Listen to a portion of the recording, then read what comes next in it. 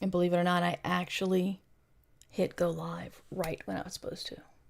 Or not go live, but change the scene. I still was late getting in. But, we can,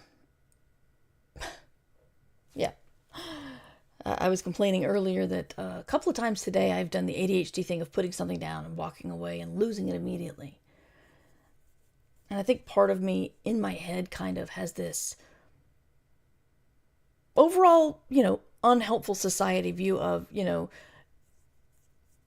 this is something you can do with. You're still you're just not paying attention. You're just lazy or whatever we have told ourselves for decades, instead of actually realizing that our brain misses some connections, like where we just put that thing. Yeah, I when I got to,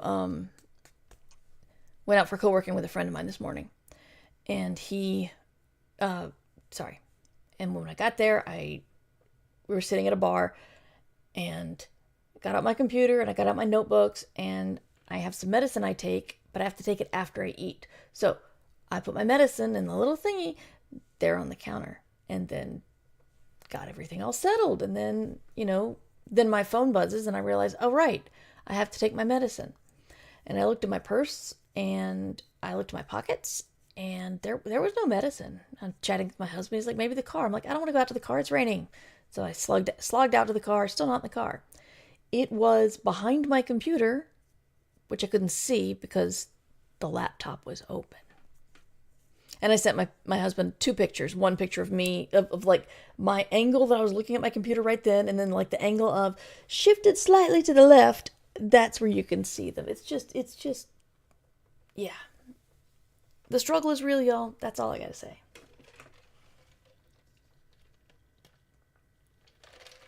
But hi, I'm back. I'm also still not to the point where I think I don't want to take another hiatus. And so I don't.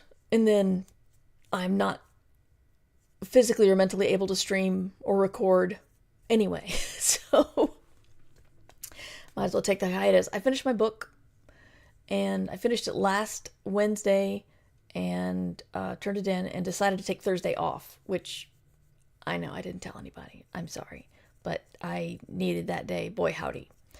But I'm back now, and as far as I know, I should be on every week until Worldcon. And we'll get started soon because I've got a lot to talk about. I got notes, y'all. I made notes. It's like I've learned something after 20 some years doing this. The notes are good.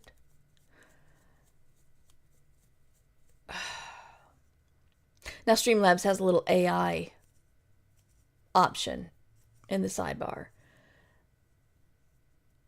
Oh God.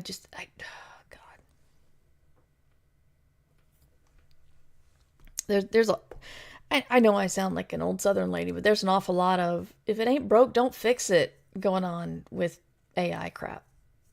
I know I don't want any of the AI shit. Okay. Anyway, I'm going to be doing one question that I got from a listener. And so if you guys have any questions during the Q&A part, please let me know.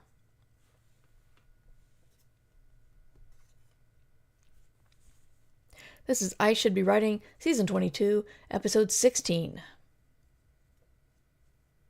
Hi guys, welcome to I Should Be Writing. This is a podcast for wannabe fiction writers, given to you by somebody who's been in the business for a while. I've been podcasting since 2004. I've been publishing professionally since 2014. And I got the credentials so you can listen. I'm not saying don't... I dropped my pen. I'm not saying don't listen to other people. I'm just saying that when you do listen to someone giving writing advice, make sure that they're credible and qualified to give it. That's all. I have been taking some time off. If you're listening to this on the feed, you may not have noticed because I just put 2 late episodes up from before when I took some time to finish my book. So those will just come bang, bang, bang. This one right after those 2. But I have taken some time off. I worked with more intense focus on the end of this book than I can remember doing ever. I was taking like 8-hour days, and I know that doesn't sound like much, especially if you're not a writer. It's like, well, I take 8-hour days. I work a day job, but even people who do write 8 hours a day, they probably take breaks and take meal breaks. And I was good at giving myself breakfast. That's the rule from my nutritionist. I have to eat breakfast. But lunch, no, unless my husband handed me a sandwich, which he did a couple of times. And then I'd be working into like 5 or 6, just straight writing. I am at the point in the book where I have no idea how it is. None. I like some parts, but I don't know if the whole thing strings together well. And I do want to have the feeling of, when I feel this way, often the book is fine. But part of me thinks, what happens if I like it? What happens if I finish something and I'm confident about it and I feel good, like it'll go well? Is that, can I also be right? Or should I think that emotion means the opposite is true? If the first emotion of the book is crap, and then I'm told it's not crap. I think about this stuff. I'm not proud. I think about this stuff, man. One thing I did last week, and I did it in longhand, is my brain did the magpie thing of, I got a really cool idea, I got to write down now. And I wrote it down longhand. I didn't finish it. I didn't take time away from my book. This was like me time. But I like it. And I was chatting with an editor this week, a friend of mine who I haven't talked to in a while, and she said, when are you sending me something? And I said, I got this time travel thing I'm working on. Can I send that to you? And she's like, sure. So I even have a place to send it when I'm done. I don't know if it'll be accepted. It's a weird story. At its core, it doesn't have any science fiction in it. But there's an awful lot of, well, then how do you explain these things that just happened? You'll have to read it. You'll just have to trust me. If I don't get it published, I'll release it via Patreon. But it's been a fun story to write. It's completely different. There's no murder. There's no cozy. There's just a family and communication and time travel.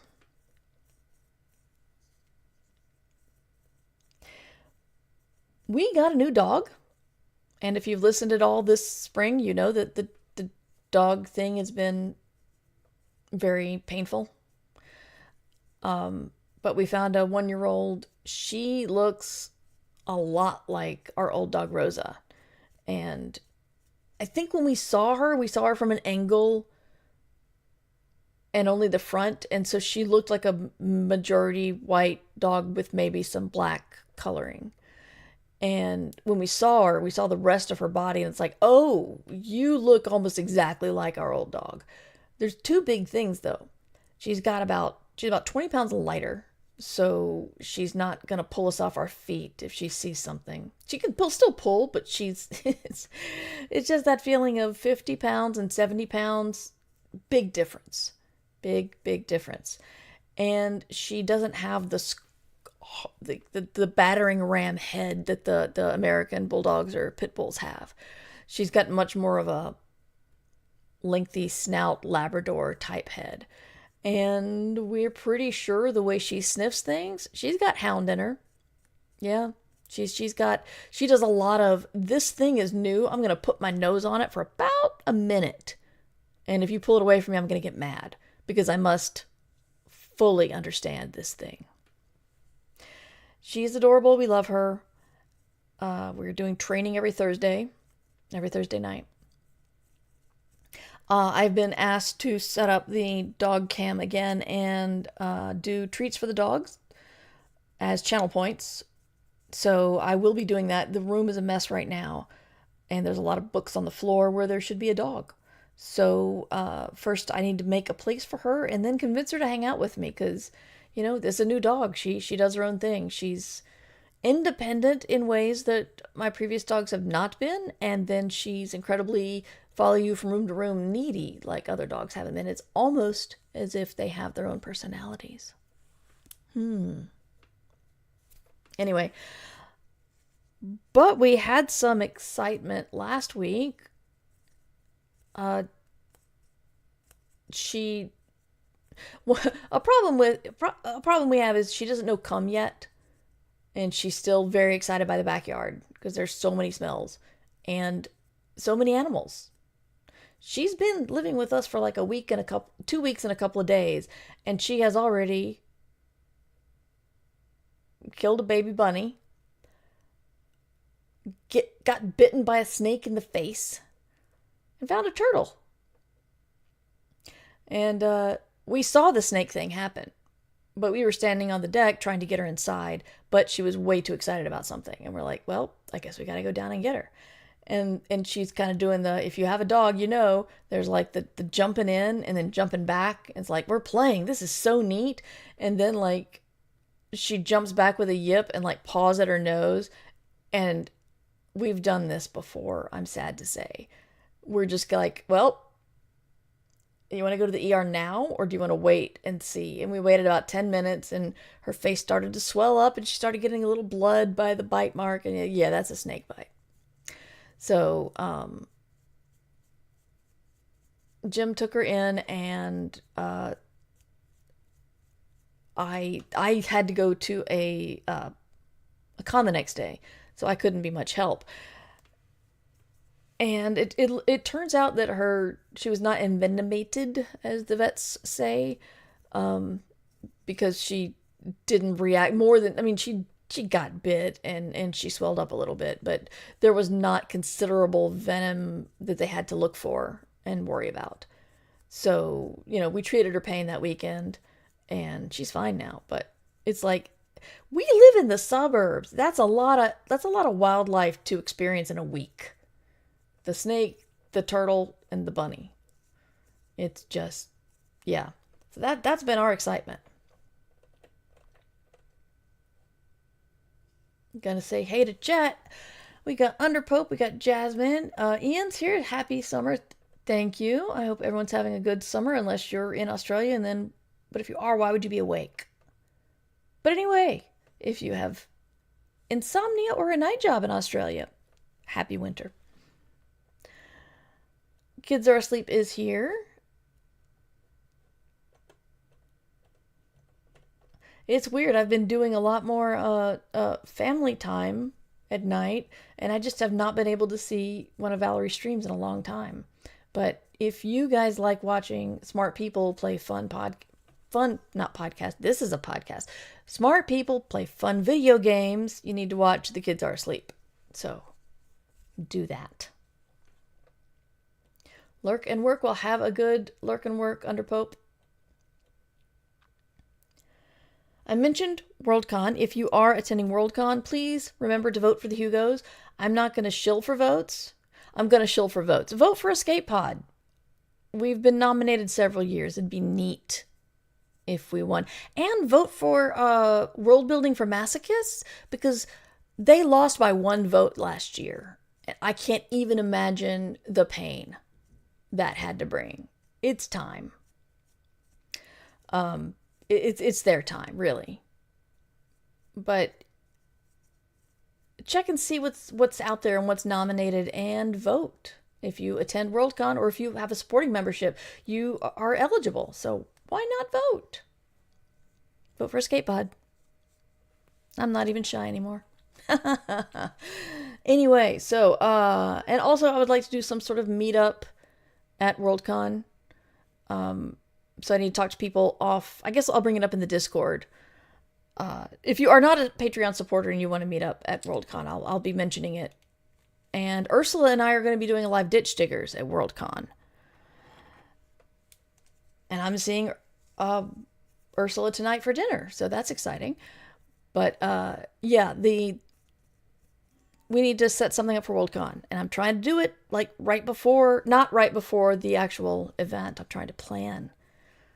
I'm gonna be old in 2 days, and maybe I can actually learn to plan ahead of time for things. Arvin Elron is here. Hello, good to see you. And Space Valkyries is here. Sad I'm not going to Worldcon next year, but hopefully next year. I guess you mean this year, but hopefully next year. I hope so. Excuse me. So, I'm going to talk about a couple of things, and then I'm going to go to book debrief and Q&A. Because I actually have a Q that has to do with my book, or rather dovetails nicely with the book. So if you're listening a couple of weeks ago, my good and dear friend and co-editor Valerie Valdez, The Kids Are Asleep in chat, we were disagreeing on whether pretending to be confident counted. Because I was saying confidence is a lot of what we show to the world, and so if you act confident, the world will see you as confident, and whatever bonuses confidence gets. As somebody who's rarely confident and often my own loudest detractor, I would like to present a more confident face to the world.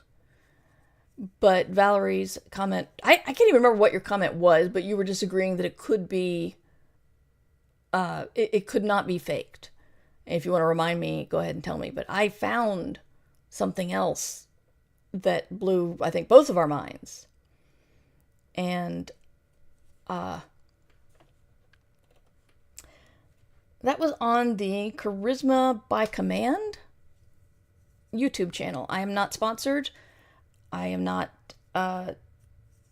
sponsored. I was just watching it the other night. And I've enjoyed watching a couple of these things. The guy goes into really a lot of speech and communication things, and he said something about confidence that really got me. Oh, okay. Valerie says, I think I was saying you can appear confident, act confident, while still not being confident. Yes. But what this says, and it is in the, if you want to watch it, I'll put it in the show notes, but just search for Charisma on Command, and if you only watch one video on charisma or confidence, make it this. You'll be able to find it with that much information. He says, confidence is not, I will win. It is, I'll be okay. And that really just made me kind of skid to a stop in my thinking, because I think we think of confidence, and what we think of confidence is bravado, which is often considered blustery or false. But being absolutely sure that you're going to win, being sure that you're going to wipe the floor with them. I was going to say wipe the plate with them, but that's something else. Wipe the floor with them, and you're the best, and everyone else sucks. But if you think about it as, I'm going to do this thing, and no matter what happens, I'm going to be okay. That feels like it can calm you internally and make you appear confident externally. And considering there's a con coming up, I can actually give this a try. A while ago when I was every once in a while I talk about rejections and trying to remind people that we all fear rejection. We hate it. And rightly so. It sucks when someone tells you, when you write something and you know it's good, or people you trust say it's good and you have a little bit of confidence in it and you throw it out there and it gets rejected, then, it's like a knife to your heart. But it won't kill you. And you might learn from it.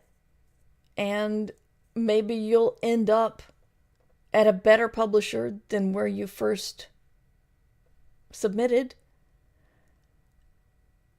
And just remembering that you'll be okay is a really good thing to keep in your head when you're submitting. Because when you get rejected, it's not it's not the end. It's not the end for you as a writer. It's not the end for that story. I've mentioned this on other podcasts about specifically rejection, so I'm not going to go too far into it, but remember that I'm an editor. I know this for a fact. The reason why your story or your book gets rejected can be connected to many other things than it sucked.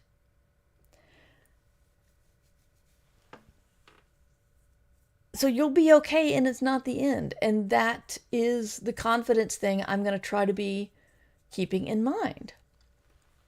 But we have some chatty things in the chat. Let's go to that. Did not mean for that to rhyme.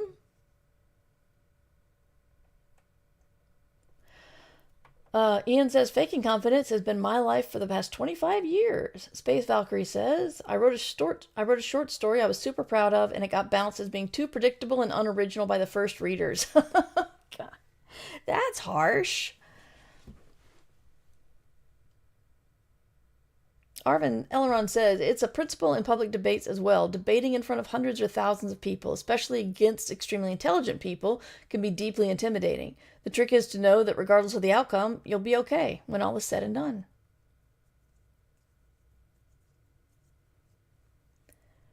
Yeah, Space Valkyries, I can see how that can rattle your confidence.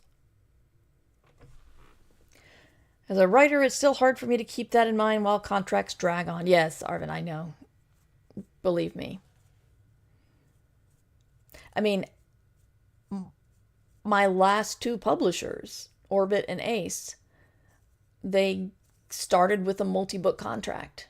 And the next contract was for one, both times.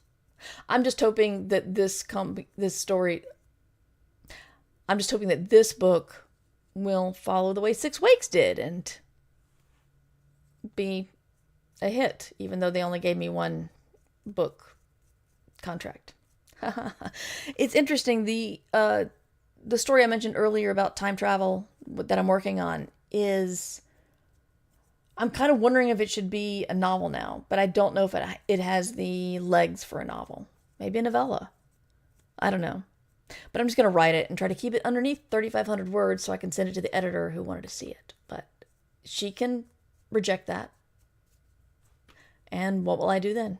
I'll fix it or send it somewhere else. I'll be okay.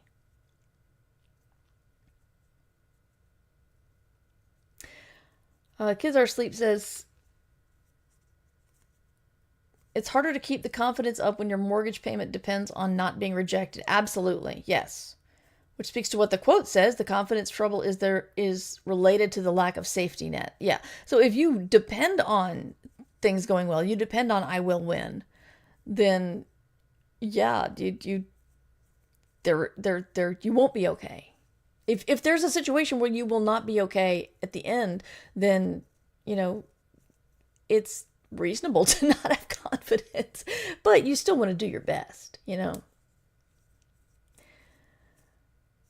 collision course of need money to pay bills with a sense of self-confidence is very real and hard. Yes, you're right. This is another facet of it.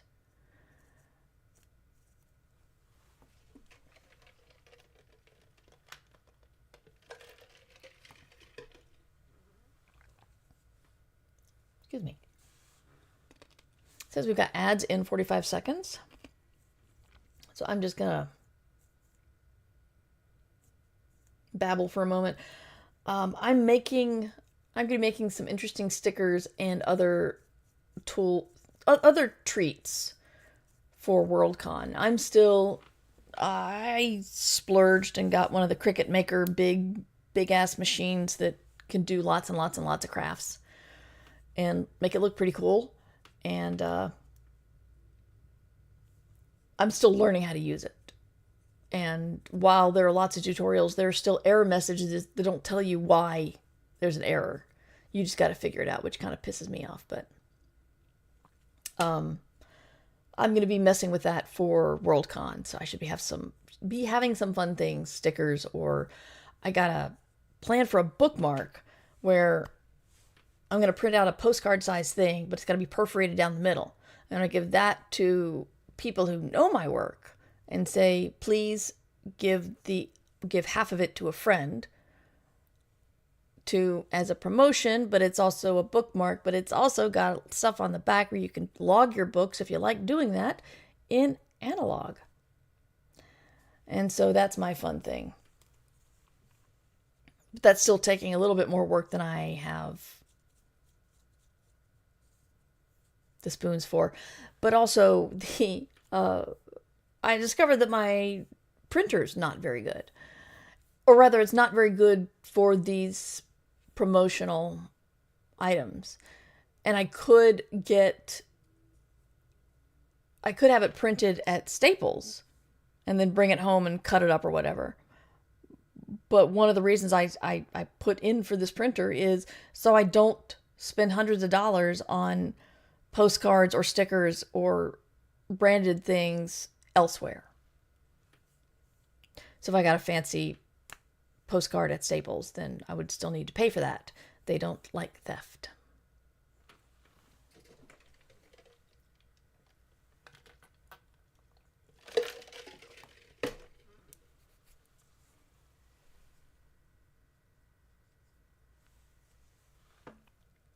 Okay, it says the ad break is over. I hope y'all can let me know if that's true or not.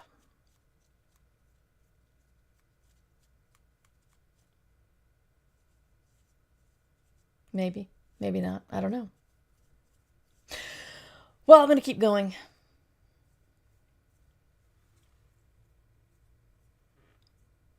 So about the book debrief, I had to do an awful lot. Oh, wait. Arvin Elron says, yeah, over. Okay, cool. Arvin says it also, while reminding oneself of one's positive history, not just the negative parts, is so important. If you've been published on multiple occasions, it suggests you'll be able to do that again in the future. But the brain instead tends to say, remember those times you didn't get published? Remember those? And that's what you need to be careful about. Yeah, for me, sometimes it's just, I don't feel different at the end of a project. The emotions are not there. And I think even though reality reflects different things happening to the things I write now than in, say, 15 years ago, I still feel the way I feel after a project. And those are emotions. And we've learned that emotions can lie, right, guys? Emotions, not reality. Remember that. So, I wanted to talk about my book that is coming up. This is my cozy fantasy that I call, the quick log line is Samwise Gets a Job, which is essentially the companions to the Chosen Ones. After the Chosen Ones do their thing, they don't have anything to do. And so they get, there's a sort of multiverse inn that hires them. And what the inn does is the inn is the one that the Chosen Ones go to get food or rest or magic item or advice or directions for other worlds and their Chosen Ones. And it had, first thing it did that I was not, wait, sorry, I can't get my brain in order. I even made notes. If you've read my stuff, you know that I rely heavily on flashbacks. I think it's because it worked so well in 6 Wakes for me because I was watching Lost at the time. And I was a big fan of Lost because it hadn't gotten really weird, where they had a polar bear and before they fired the black guy. But the way that they would show you a scene in the present and make you have thoughts about these people and then show you their past, and you would learn something completely different about them.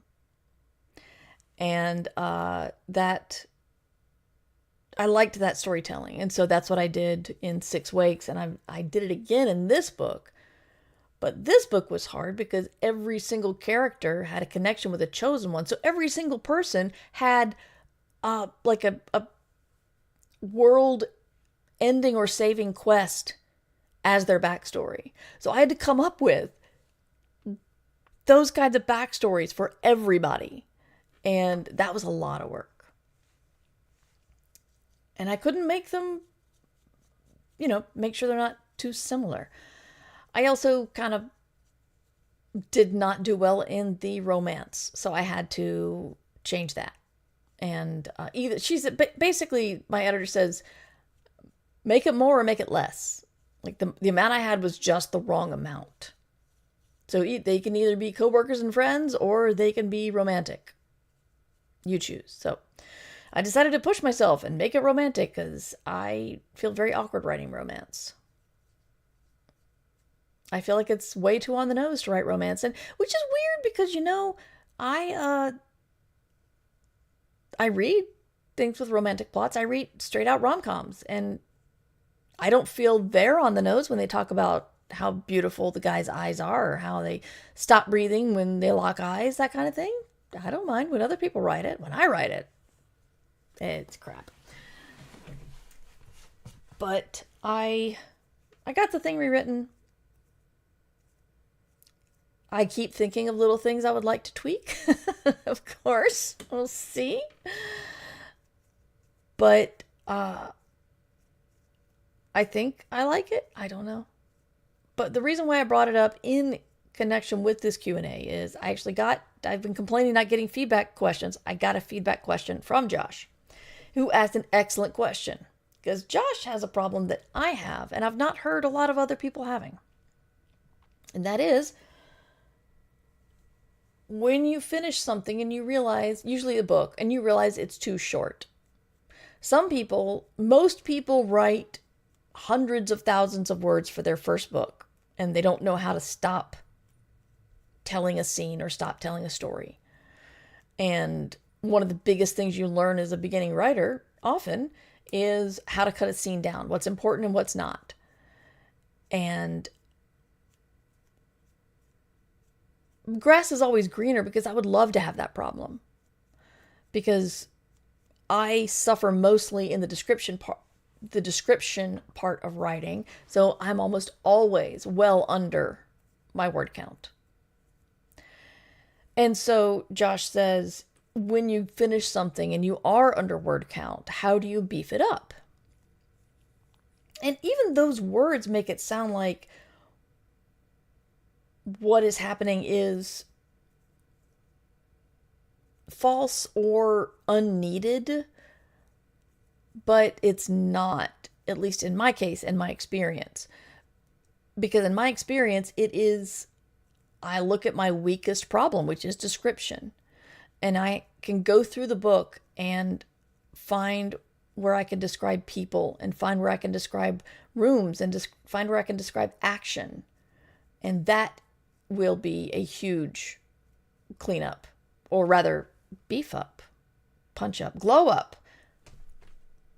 I forgot all the words. Glow up is getting pretty with makeup.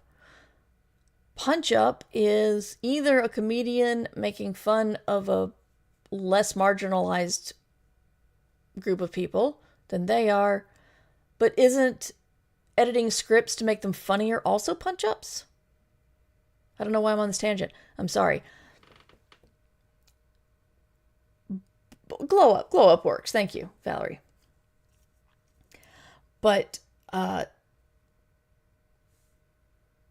remember with my second book, or third book, Shambling Guide to New Orleans, or Ghost Train to New Orleans.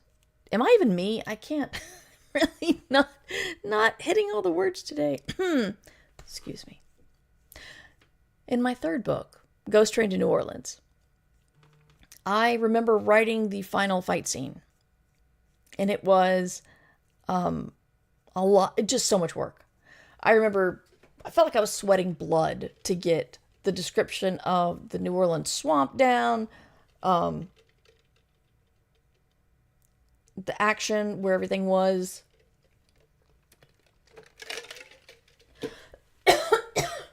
I'm very sorry, I have a tickle in my throat. Smooth. Okay. But I remember how hard it was to write that scene. And the comments from my editor were, "This is great. Now do it for the rest of the book." So that was not what I wanted to hear, but she was right, you know? So I had to find my weakness and focus on that through the book. I think description itself is a good way. I mean, it could be because it's my problem. But I feel like most people don't complain about too much description until the book gets into like the 200,000 word range. And then it's like, oh, please spend another 2 pages on her dress, or spend another chapter on the meal. And people joke about that. They joke about that with George R. R. Martin, but I'm thinking he's doing pretty good.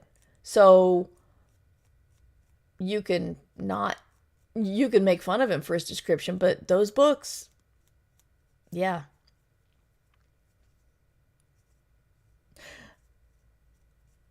And they were good books too. I'm sorry, there's a new article in The Onion about Martin, and it just made me laugh so hard. On one hand, you think, I would never want my inability to turn in a book be a national joke. On the other hand, if the nation wants my book so badly that I am a national joke, I'm probably doing okay. And the best part is the very end when the agent is like, so about the next Ice and Fire book? And he writes down on a napkin, wolves, and hands it over. But anyway, I'd say think about your weaknesses. If your weaknesses are dialogue, you can go through and see where you need to talk, your characters to talk more. Your weaknesses may be in action or sex if you're writing something spicier, that kind of action. Make sure you introduce all the characters properly. Some of them may need some backstory. The characterization or the plot may benefit from a flashback. I love me some flashbacks.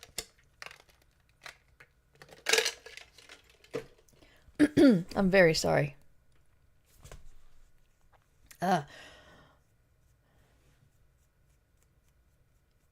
Sometimes when I go through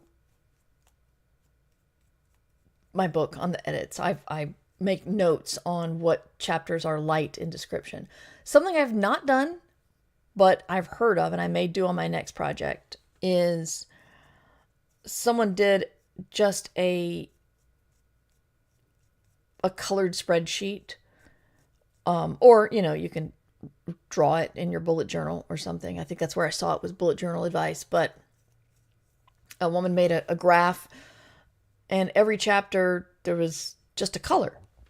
And this is the main color. This is the main part of this chapter. So it's like plot or backstory or romance or flashback or antagonist story or something. And once you get this layout for your entire story, you get a good look at possibly where your weaknesses are. Because if your subplot has more chapters than your main plot, that's a big problem. If you're trying to do a multi-POV book and you have one person being much, much more dominant than others, that might be a problem.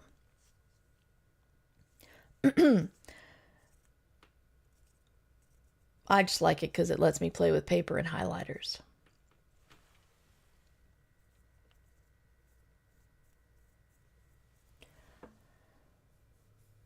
So, do people have any other questions about writing, publishing, anything like that?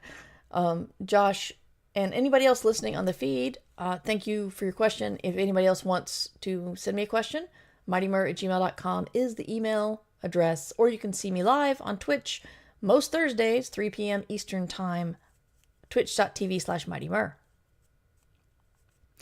So we do like to talk about writing. We do like to talk about other things. We do like to talk about all the things in your head that get in the way when you're trying to write, because most of the problems come from you. I hate to say it, but it's true. Because all my problems come from me, I'll tell you that much. That, not like another book contract, but that's not a problem. That's an opportunity, right? Or something. I feel like sometimes I have one thing that stops me at the beginning of a project is I don't know my point of view, or even in the timeline where my story should start.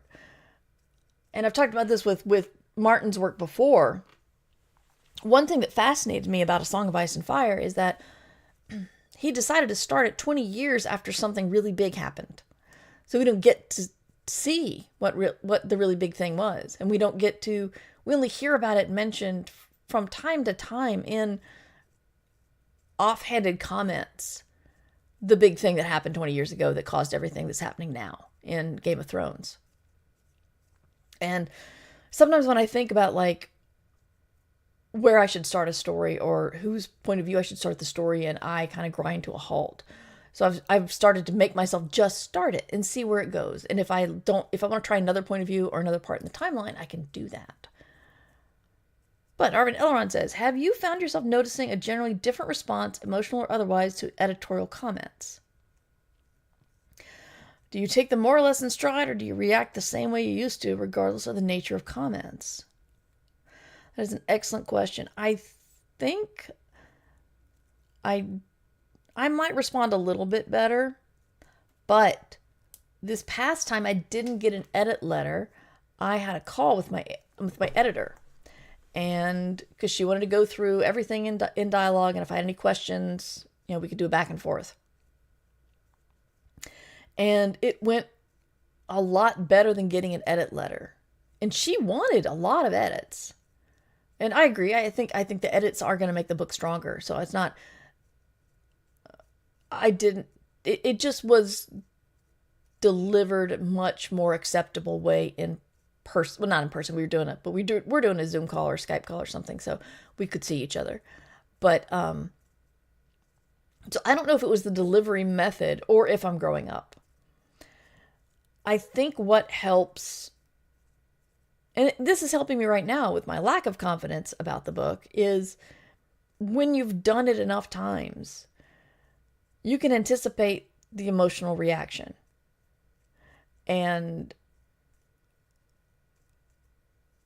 it'll come, but when you know it's coming, you can be prepared for it. And you can at least tell your little crying self that's crouching inside your chest about right here and weeping audibly that this happened last time and the book hit the shelves, and this happened the time before that and the book got published. And you'll feel better about this tomorrow, and little things like that. So a lot of times the emotions are still the same, but anticipating them it helps a lot. Knowing that I don't feel so excited after finishing a project. And people think you should. People think you should just be, yay, I finished a book, look at me. And it's almost never like that for me. Usually I'm exhausted because I also had to accept part of my process is that huge hyper focus at the end. I don't think I could write a book without that. I don't know if I need it to make the book better, or I need it just to make sure I focus and get the book done on time. But just accepting that that's how I'm going to go about the last couple of weeks of this project, and have like snacks and things in place to be ready for it helps. It feels like a hangover to Valerie, yes. Yeah, usually when Ursula or I finish a project, we tell each other, that's great, I'm so sorry. Jasmine says, has the way you celebrate when a task or book is done changed? Ice cream and takeout or a new video game to rest up? I don't know if it's changed overall. I think maybe I've changed, and that is changing. I kind of just go for what I'm in the mood for. And sometimes if I'm really exhausted, I'm not in the mood for much, then like I got a tart from the local grocery store. I got a key lime tart. Excuse me. And I served it to friends playing, who came over for board games.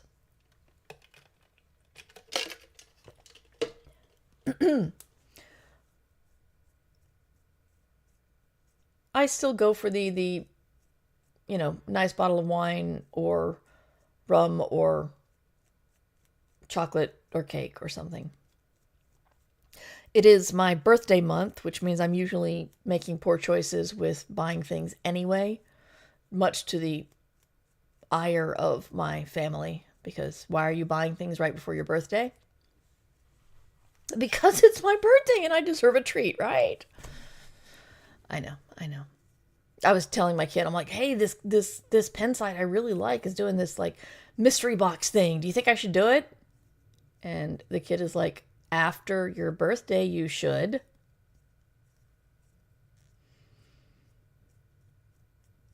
The kid has Jim watching for packages to hide them from me so I can't have them early.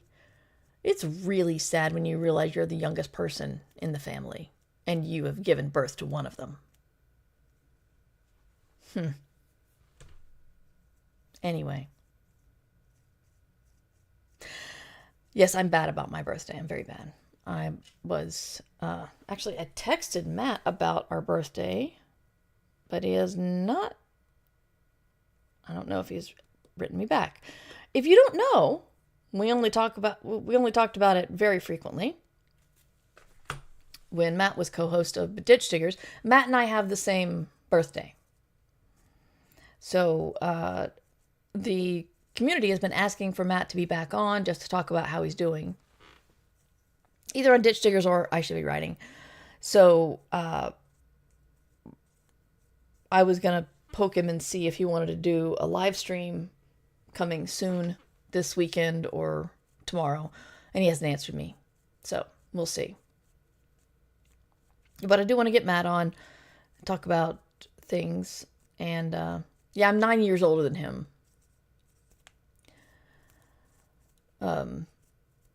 Happy your birthday. Happy birthday. Thank you guys. Thank you very much. You still shake your presents. Yes, Jasmine. Excellent. Sounds like your kid has an organizational impulse control brain cell that they are in limited supply. Yes.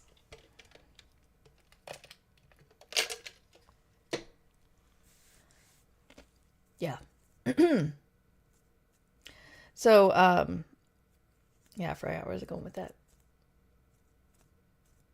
Anyway, it's probably time to end this because I'm running out of words. I'll give you guys a couple more seconds for another question. But as I mentioned at the beginning, I should be regular with this until Worldcon. And so I'll see you every Thursday. I'm going to be talking to Ursula tonight, and I'll try to get a Ditch Diggers scheduled for us.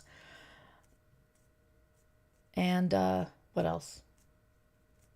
Yeah, that's about it. So if you want to see more behind the scenes videos, I did one today actually, before I recorded this.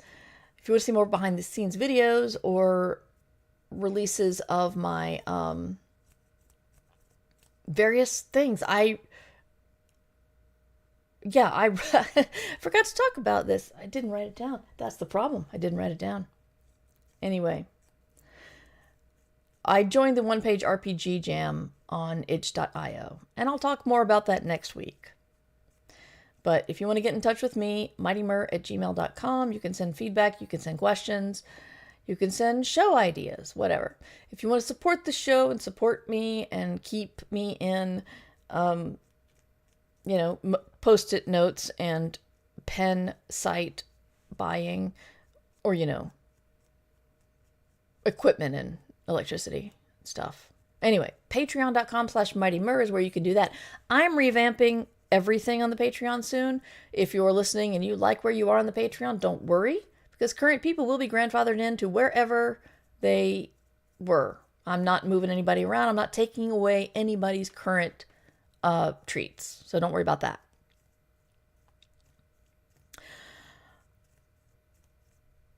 And Merverse.com is where you can find all my other stuff. And I'll see you guys next time. Until then, you should be writing.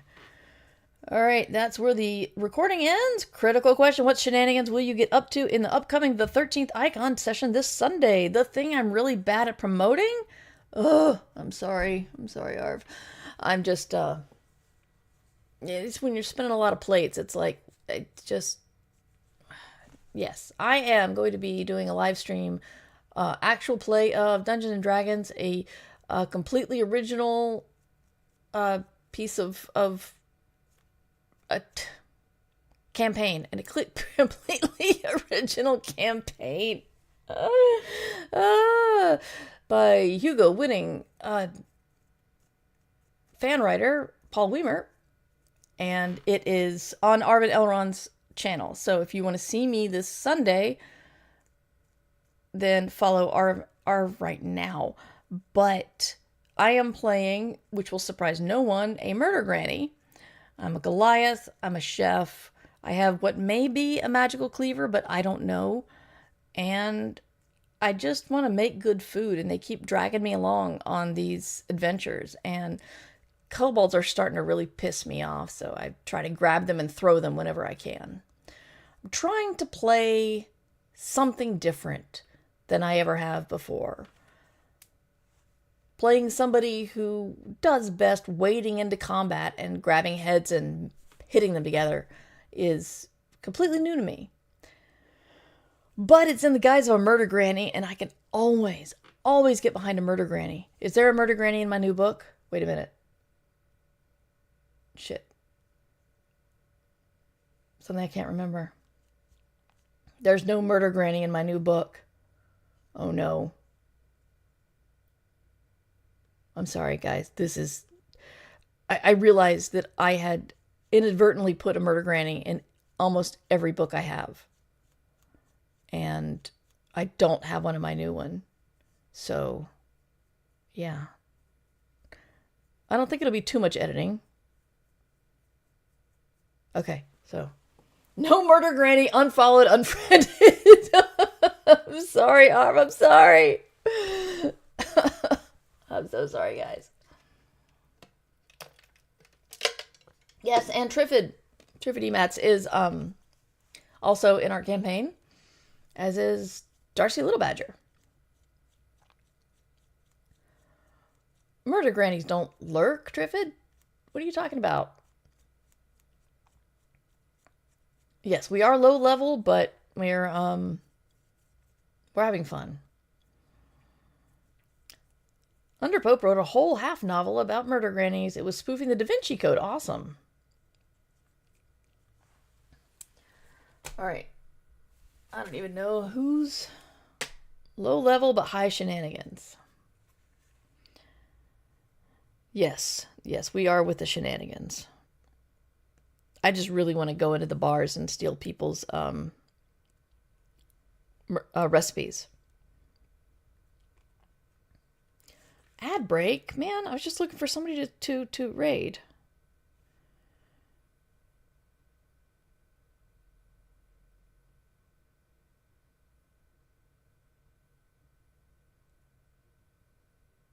Let's see. Ceres is doing knitting and crochet today, so we will go... yeah, so many ad breaks. I'm going to go ahead and set up the raid. We're going to go to Ceres and raid call. It's hashtag #merraid. Just be as awesome there as you are in here.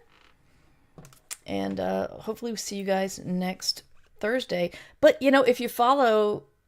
if Matt and I stream tomorrow or Saturday, or I just stream by myself on Saturday as a birthday stream, you'll hear about it.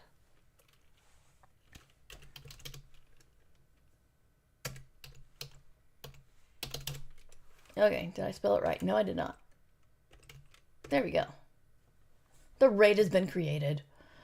Yes, good seeing people. Thank you all so much for dropping in and saying hi, and tell your friends. And it looks like the ad break has started, so I'm going to go ahead and raid now. See ya.